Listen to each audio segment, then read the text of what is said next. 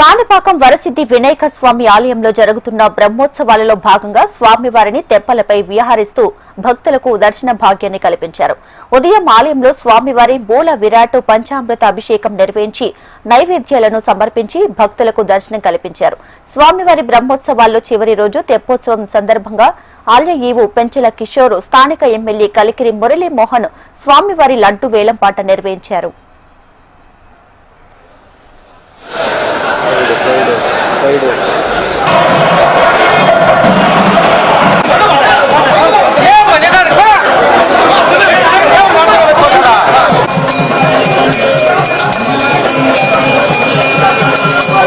మహాప్రత్యవాయ అత్యంత అంగరంగ వైభవంగా జరుగుతున్నటువంటి బ్రహ్మోత్సవాలలో భాగంగా నేడు స్వామివారికి తెప్పోత్సవంతో స్వామివారి బ్రహ్మోత్సవాలు ముగియబోతున్నాయి. ఈరోజు రాత్రి తెప్పోత్సవంపై స్వామివారు ఊరేగుతూ భక్తులను కటాక్షిస్తారు. ఉదయం స్వామివారికి పంచామృత అభిషేకములు గావించి భక్తులకు దర్శనం ఇవ్వడం జరిగింది.